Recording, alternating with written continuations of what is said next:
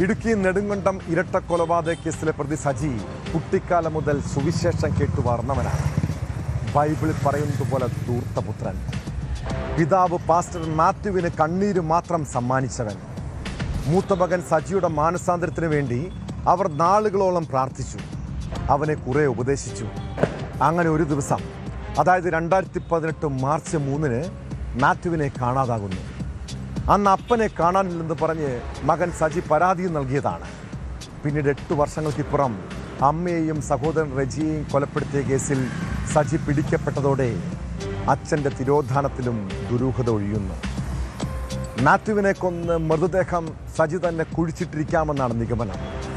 വീടിന് സമീപം കുഴിയെടുത്ത് നടത്തിയ പരിശോധനയിൽ വസ്ത്രങ്ങളും എല്ലിൻ കഷ്ണങ്ങളും കണ്ടെത്തിയിട്ടുണ്ട്.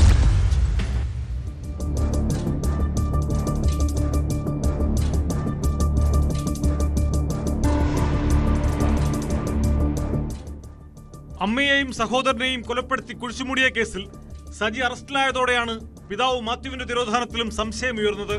കഴിഞ്ഞ ദിവസങ്ങളിൽ പോലീസ് പ്രതിയെ കസ്റ്റഡിയിൽ വാങ്ങി ചോദ്യം ചെയ്തതിൽ ലഭിച്ച സൂചനകളുടെ അടിസ്ഥാനത്തിലാണ് ഇയാളുടെ വീടിന് സമീപം കുഴിയെടുത്ത് പരിശോധന ആരംഭിച്ചത്. അമ്മയെയും സഹോദരനെയും സജി കുഴിച്ചുമൂടിയിരുന്ന സ്ഥലത്തിന് സമീപമാണ് JCB ഉപയോഗിച്ച് കുഴിച്ചത്. ഇവിടെ നിന്ന് എല്ലിൻ കഷ്ണവും ഷർട്ടും പാന്റും പരിശോധനയിൽ കണ്ടെത്തി. ലഭിച്ച എല്ലിൻ കഷ്ണം മനുഷ്യന്റെ തന്നെയാണോ എന്ന് തിരിച്ചറിയുന്നതിനായി ഫോറൻസിക് പരിശോധനയ്ക്ക് വിധേയമാക്കും. മനുഷ്യന്റേതെങ്കിൽ തുടർന്ന് DNA പരിശോധന നടത്തുമെന്നും പോലീസ് പറഞ്ഞു.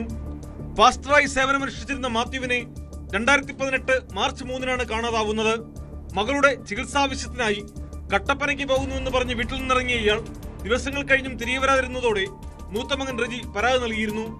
പോലീസ് അന്വേഷണം ആരംഭിച്ചെങ്കിലും മതിയായ തെളിവുകൾ ലഭിക്കാതെ വന്നതോടെ അന്ന് അന്വേഷണം അവസാനിപ്പിക്കുകയായിരുന്നു. ശനിയാഴ്ചയും പ്രദേശത്ത് വിശദമായ പരിശോധന നടത്തും.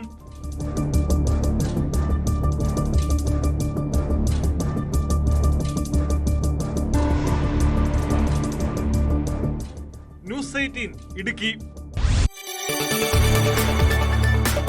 കൂടുതൽ വാർത്തകൾക്ക് News 18 Keralam YouTube channel subscribe ചെയ്യുക.